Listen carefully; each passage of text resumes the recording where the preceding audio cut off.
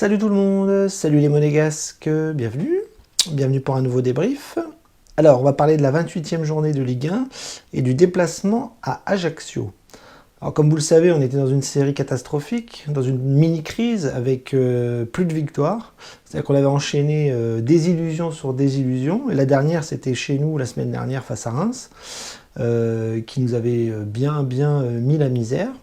Et donc on était dans une spirale négative et il fallait absolument retrouver les 3 points. Et donc le déplacement à Ajaccio était le bienvenu, parce qu'Ajaccio c'est une équipe de fin de tableau, une équipe un petit peu en difficulté, qui normalement était largement inférieure à l'AS Monaco. Et donc on avait tous les feux qui étaient au vert pour se relancer, pour gagner, pour retrouver le chemin de la victoire. Donc pour ce faire, on avait un contexte un peu défavorable parce que Golovin n'était pas là. Voland était blessé. Je ne sais plus qui d'autre. Enfin, il y avait trois absents, dont Golovin et Voland.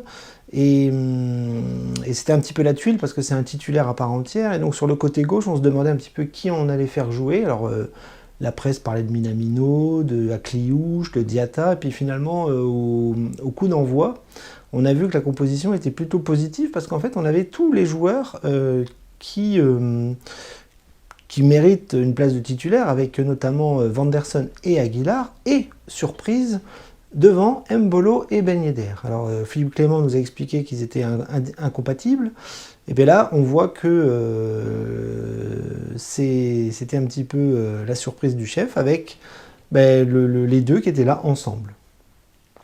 Sur le plan défensif, on avait aussi le retour de Maripane titulaire, donc ça c'était cool, parce que Sarr, on n'en pouvait plus.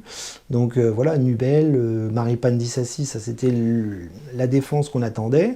Caio Henrique à gauche, Aguilar à droite, donc. Camara qui revenait aussi, hein, il n'était pas là la semaine dernière, on l'a bien senti. Et donc Fofana Camara, et donc à gauche, nous avions Ben Seguir sur le côté gauche. Sur le côté droit, on avait Vanderson, et devant Mbolo et Ben Yedder. Vous voyez, une équipe plutôt différente de d'habitude, mais les supporters étaient contents parce que tout le monde voulait voir un petit peu tout ce monde-là dans le 11 de départ. Alors on va analyser un petit peu le match parce que vous le savez, on a gagné assez logiquement. C'était impensable de faire un match nul ou ramener une défaite d'Ajaccio. Donc on a gagné 2-0, on l'a fait. Maintenant, on va analyser un petit peu le contenu parce que ça a été assez problématique, je trouve, parce que nous avons été assez tristes. Quel ennui, c'était un match très ennuyeux. Alors le contexte fait que c'était quasiment assuré d'avoir un match soporifique. Match à 13h, déplacement en Corse, une équipe de bas de tableau qui allait sûrement un petit peu fermer le jeu, qui allait mettre des coups, qui allait jouer sur le plan physique, qui allait essayer de bétonner. Donc il y avait tout pour que ce soit un match ennuyeux, et ça l'a été parce que Monaco n'a pas brillé, a fait le strict minimum, et surtout grâce à sa supériorité technique, a réussi à 2 reprises à marquer un but et ne pas en prendre. Donc ça c'est une bonne chose aussi. Mais dans le contenu, voilà, ça a été très ennuyeux, très laborieux, très compliqué de se créer des occasions franches, très difficile d'en mettre beaucoup, des buts. Même sur le plan défensif, on a pu se faire peur ici et là avec des erreurs techniques qu'on a l'habitude de voir habituellement. Donc voilà, ça n'avait pas été un grand match, demi-temps très tristoun, avec la première mi-temps qui nous aura été débloquée par Ben Yedder sur un coup de pied arrêté, voilà, sur un coup franc côté droit. Maripane vient mettre une tête qui fait que le gardien est obligé de se détendre pour l'arrêter, et Ben Yedder suit derrière et la met au fond. En deuxième mi-temps, pareil, on aura la même chose sur une offensive à peu près réussie cette fois-ci, sur une récupération de Minamino au milieu de terrain. On va lancer, je ne sais plus si c'est Fofana ou Mbolo, qui va mettre sur le côté gauche Diatta dans la surface, qui va réussir à tromper le gardien, donc 2-0. Et tout le reste du temps, ça aura été des combinaisons un peu stériles. On avait du mal à trouver Mbolo et Ben Yedder, on avait du mal à construire du jeu. Dans le milieu de terrain, on perdait des ballons, défensivement, on était assez tranquille, mais devant, on n'arrivait à rien de bien concret, on n'arrivait à rien de bien solide, et du coup, ça a donné un match pauvre, un match ennuyeux, un match haché, avec beaucoup de fautes de la part des Ajaxiens qui ont fini à 10. Ils ont pris un carton rouge, mais avant, ils n'ont pas arrêté de faire des fautes, notamment sur Mbolo qui a pris coup sur coup, faute sur faute. Donc vous voyez, ça a été un match moche, un match pas du tout intéressant, et un match un petit peu inquiétant parce qu'on a toujours l'impression qu'un Monaco, quand il joue à Ajaccio, il doit un petit peu comme le match aller, l'exploser violemment, avec beaucoup de buts et s'imposer comme un patron avec une large victoire. Donc là, c'est une petite victoire, contrairement à l'aller, comme je vous l'ai dit. Et donc, on s'en contentera parce que maintenant, c'est la trêve et on va attendre un petit peu le retour dans 15 jours pour repartir, on espère, sur une série positive parce que là, on est quand même assez décroché sur le plan du podium avec Lens qui est repassé largement devant. Et Marseille ce soir qui va à Reims et malheureusement j'ai peur que la série de Reims s'arrête. Mais bon, on va croiser les doigts pour que les Rémois fassent quelque chose. Donc voilà, pour revenir à Monaco, voilà, pas un match très très brillant. On est toujours sur une série qui n'est pas très très flamboyante au niveau du jeu. On a retrouvé la victoire et les 3 points, c'est l'essentiel et on va vraiment s'en contenter. Au niveau de l'analyse des joueurs, j'ai envie de faire vite. Nubel n'a pas eu grand-chose à faire, si ce n'est rien du tout. Donc on va peut-être pas analyser son match parce qu'il n'a pas fait d'erreur, il n'a pas été mis en danger. Derrière, pareil, ça a été assez tranquille. Il y a Dissassi qui est revenu une paire de fois pour sauver les miches sur 2-3 erreurs défensives. Maripane a été plutôt bien pour son retour, un peu plus rassurant que Malang Sarr sur le plan défensif. Sur les côtés, Caio Henrique et Aguilar ont eu beaucoup d'espace. Henrique aime bien ce genre de match où il peut monter beaucoup, combiner avec ses milieux de terrain ou ses attaquants, centrer, tout ça, même si ça a été dans le dernier geste assez laborieux. Et Aguilar, lui aussi, a fait beaucoup d'erreurs, comme d'habitude. Je vous l'ai dit que Aguilar n'a pas forcément le niveau pour l'AS Monaco. Mais on l'a vu encore cet après-midi avec des contrôles ratés, des passes ratées, des centres n'importe où. Donc toujours un grand décalage entre le côté droit et côté côté gauche, avec Henrique et Aguilar. Au milieu de terrain, on a enfin revu la doublette Fofana-Camara, avec un Camara qui n'est pas à 100%. Je le trouve pas très très bien depuis quelques matchs. Il a été blessé, il a été absent, il a été suspendu, enfin il a eu des pépins ici et là. Et là, le fait de le voir revenir, je sais pas, je le trouve moins flamboyant qu'en début de saison. Je le trouve un petit peu brouillon sur le pressing, sur les passes, sur les récupérations.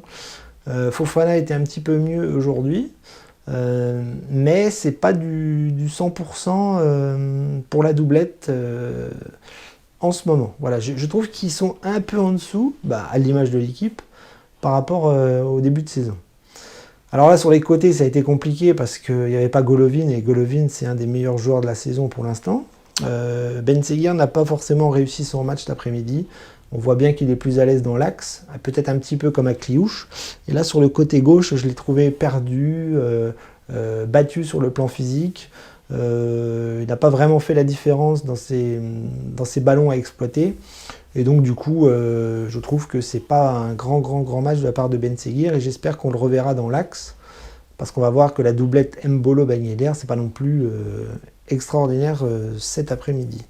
Sur le côté droit, Vanderson était pas mal pour un retour, beaucoup d'activité, des centres assez intelligents, des passes assez intelligentes, des différences au niveau du dribble, il a obtenu des fautes. C'était pas mal, j'ai même envie de dire que c'est mieux que Diatta pour l'instant, mais faut voir s'il confirme dans les matchs suivants, parce que je ne suis pas bien sûr que Philippe Clément reste avec Crépin Diatta sur le banc. Et puis devant, je vous le dis, la doublette Mbolo-Ben Yedder, c'est vrai que c'est pas très complémentaire. On le voit bien, je pense que Philippe Clément a très très envie de jouer avec un 10, et Ben Yedder n'est pas un numéro 10, et Mbolo n'est pas un numéro 10, c'est deux numéros 9. Et on voit que ça se marche un peu dessus, ça a un petit peu du mal à se trouver dans les petits espaces. Mbolo, lui, pour le coup, a fait un gros travail sur le plan physique parce qu'il a obtenu beaucoup de fautes. Il s'est fait vraiment tapé de partout, des coups dans les pattes, dans les genoux, dans les cuisses. Il était tout le temps par terre et du coup c'était assez difficile pour les Ajacciens de défendre sur lui. Ben Yedder a marqué, donc ça c'est super, mais on voit bien que je trouve que sur le plan offensif, ben, je crains d'être d'accord avec Philippe Clément et d'être plus performant avec un numéro 10 type Ben Seguir, voire Akliouche, voire Voland, quand il est là. Derrière, Ben Yedder ou Mbolo. Bon, il les a mis tous les deux aujourd'hui, c'est bien, on a vu, mais je ne suis pas sûr qu'il persiste là-dedans quand les blessés sont de retour dans 15 jours.